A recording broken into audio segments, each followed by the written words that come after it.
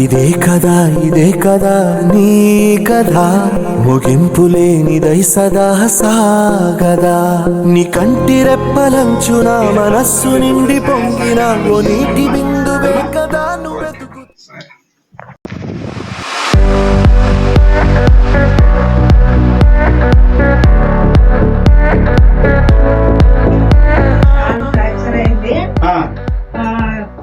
ఏ పని చేసే కాదు ఆరోగ్యం కూడా బాగాలేదు. ఆరోగ్యం డాక్టర్ చూపించుకున్నావా? లేదు కదా. సరే ఆయన లేట్ మీ ఆయన ఎట్లా చనిపోయినాడు? మీ ఆయన హార్ట్ అటాక్ వచ్చి చనిపోయినాడు, గుండె జబ్బు వచ్చి చనిపోయినాడు. ఆ పాప ఎవరు? ఏం చదువుతుంది పాప? 10th class. ఏ స్కూల్ మా? Girls school, government school. Okay okay okay మా. సరే నువ్వు అబ్బాయి ఏం చదువుతున్నాడు? 7th class. వారికి కూడా ఏదో ఒకటి సహాయ సహకారాలు అందిస్తాము. ఇబ్బంది తప్ప వేరేది ఏం లేదు. కష్టపడి చేసుకొని తినాల్సిందే. సరే నీ ఇష్టదేమో కష్టపడ్డానికి కూడా శరీరం సహకరించడం. శరీరం సహకరించడం. మీ ఇంటి దేవుడు ఎవరు? ఉరుకుందీరన్న స్వామి. అమ్మా ఆ ఉరుకుండ స్వామి ఆశీర్వాదం వల్లనే శ్రీకృష్ణ దేవరాయలు కరస్పాండెంట్ మన ఉషరప్ప సార్ గారు. నమస్కారం. ఆయన ఎంతో మందికి విద్యారంగంలో కూడా పిల్లలకు తక్కువ ఫీజులతో మంచి చదువును అందజేస్తున్నాడు. ఏమ్మా ఇటువంటి కార్యక్రమాలు కూడా ఎన్నో చేస్తున్నాడు. విరూపాక్షి రక్తదానాలు చేయడంలో తనకు మించిన వాళ్ళు ఎవరు లేరు. రక్తదానం రోజు చేస్తూనే ఉంటాడు.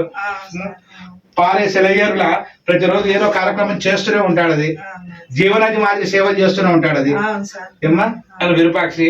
తర్వాత ఈయన కూడా ఎంతో మంది సేవా కార్యక్రమాలు చేస్తుంటారు. అన్నదాత సుఖీభవ అన్నట్లు సాక్షాత్ అన్నపూర్ణేశ్వరి ఆయన కనిపిస్తుంది.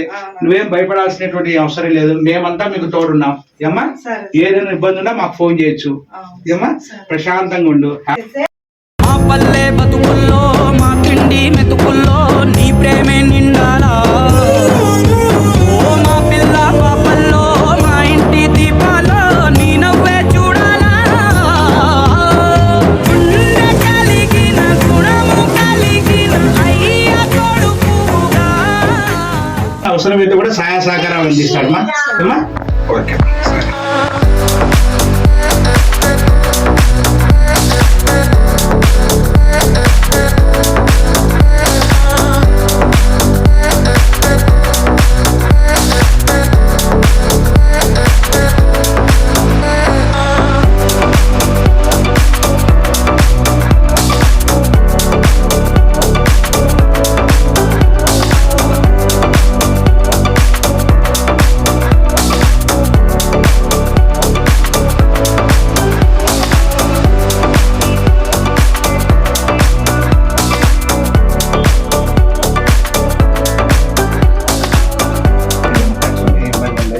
పెట్టుకో, ప్రశాంతంగా ఉండు.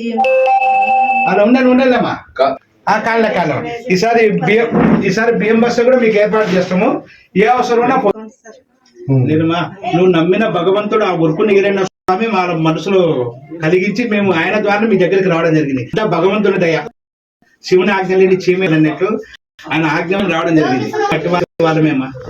ఇందుకు భాగంగా విరూపాక్షి కూడా ఎంతో మందికి రక్త సేవా కార్యక్రమాలు చేస్తున్నాడు. ఎన్నో వయసులోనే పెద్ద దానగుణం నేర్చుకోవడం కూడా జరిగింది. యాగంటిలో నందీశ్వరుడు పెరుగుతున్నాడని ఎంత నిజమో అతడు రక్త సేవా కార్యక్రమాలు ముందు ఎంతో మంది సేవ చేస్తున్నాడని కూడా అంత నిజం. మీరు చేతనైనంత సహాయం చేస్తే మేము రుణపడి ఉంటాం.